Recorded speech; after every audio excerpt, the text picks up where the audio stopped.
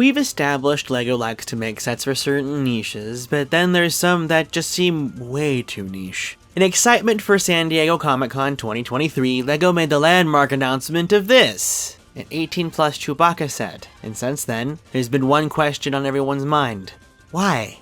Of all things. Clearly there's a point where LEGO can get too niche in what they design as a product. Chewie isn't the first like this, mind you, but we'll focus on him first. In my past videos on LEGO's 18+ sets, we established how LEGO's market with those sets is not the serious LEGO fans, but more for adult people who have never been into LEGO before, or are looking for something that isn't just a toy. More something that's an art fixture, that isn't as obvious, but something someone would know if they put the effort into looking at it. So clearly, something like Chewbacca should fit that bill in a way. I'll be upfront with you. He does look a little rough around the edges, but he's not drop-dead hideous. The build is interesting and does its job. It's a sculpture. What's more up a casual adult builder's alley than that? I guess more the ask why is whether or not there's actually a market for something like this. It's not exactly a piece of art, and I'd wager statues or sculptures of pop culture things that are blatantly such and such a thing aren't something a casual audience would invest in, even if they have appreciation for the subject matter.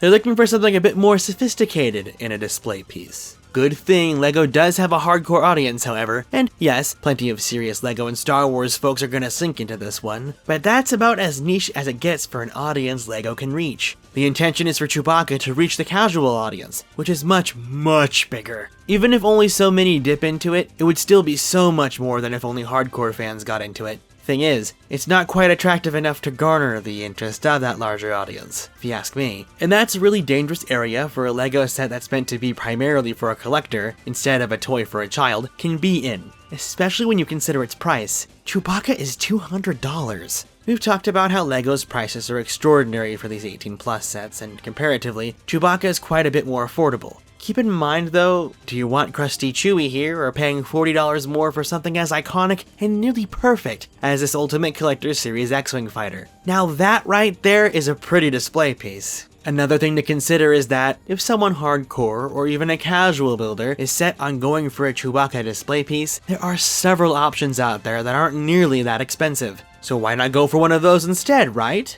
With these particularly niche sets, where the odds are stacked against them, there is a breaking point where something is just too expensive to warrant bothering with. That threshold is different for everyone, and a lot of factors go into that too. From strictly the LEGO perspective, and another thing we talked about in other videos is how saturated this market of LEGO 18+ sets is. There are more affordable and attractive looking sets than Chewbacca, but for only just a slightly larger investment in the big ol' furball, you can get gorgeous builds of iconic Star Wars ships. This is a situation where, by process of elimination, Chewbacca is lower on the list by default for any shopper, just due to the circumstances of its design and price. So not only are we asking, who is this for, when we ask why, but we're also asking, why have this when I can have this or multiples of these? You would think they'd have that in mind when thinking about releasing products like these, but then we have to consider as well, what if it works? We don't get to see LEGO's sale numbers. Who's to say Chewie here is gonna flop? We can guesstimate that by what we see and what we know, but LEGO has to attempt at reaching these audiences as a business to see if product like that even works, even if there's possibility of failure. I can't express how much I appreciate that about the situation. LEGO should take risks to see whether something is of interest.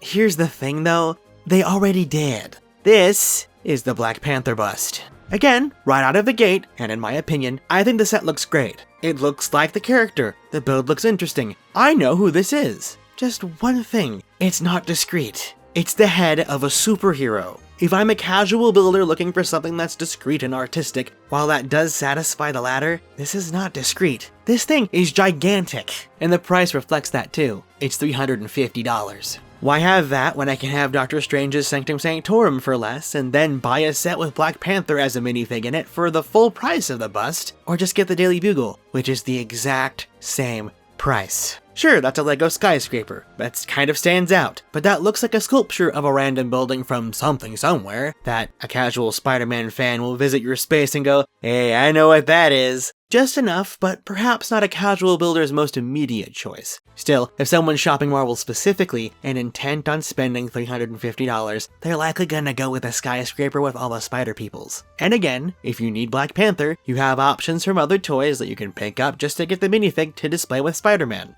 Heck, this isn't just a thing with LEGO sets from other people's stories. LEGO has had this valiant effort into European football products. All of these are over $300 and represent specific teams' stadiums, but people only want the ones for their specific favorite team. Some teams don't even have that representation yet, and might not ever will. So despite the excitement for European football, those excited about the potential aren't investing into any of these products until theirs releases. As a product line, LEGO needs people to buy all three to support that, and that's a huge ask when they only want sets from their specific teams. All the while, there's so many other LEGO sets that these builders would buy at that price. There's also the table football set they produced through LEGO Ideas. There's no specific team representation here. It's just a fun, small game of tabletop foosball for $250. You can buy a cheap non-LEGO one for half that price if that's really what you need. And again, how many other LEGO sets can you get with that $250? This set is also relatively attractive, if not rather small, as we stated before, but that price, man,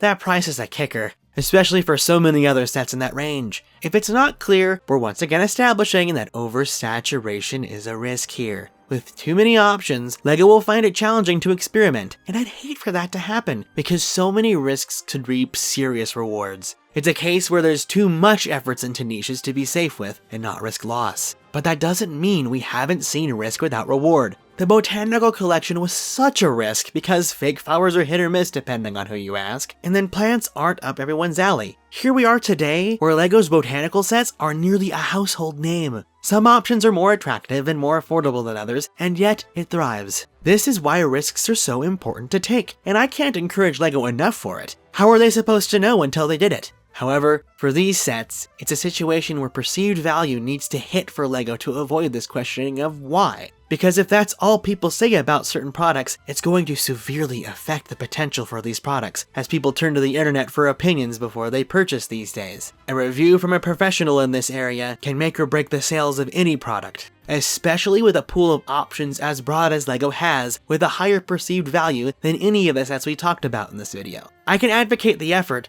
but I can tell you right now, you're not gonna see me owning any of these mentioned here, unless by some fluke. In a way, I'm part of the problem, and we may be near a point where LEGO is gonna need a reality check, where they can't just dive into all of these at once. There's such a thing as too much risk. And then there's also a lot of their other themes that could really use some risk taking right now, but this isn't the video for that. Did you enjoy some of the sets I mentioned, or plan on getting Chewbacca? Also, what's something you think would be risky for LEGO to do, but you think would be a success anyways? Sound off in the comments. I want to hear what you all have to say. If you'd like to support this channel, you can donate an amount of your choice with super thanks by clicking the thanks button. Your comment gets highlighted in the comment section for your generosity. You'll find sets featured in this video to purchase in the tagged product window by clicking view products on screen. I may earn a small commission. If you enjoyed this video, give it a like and subscribe for more videos like it. I'm Penn and I'll see you next time.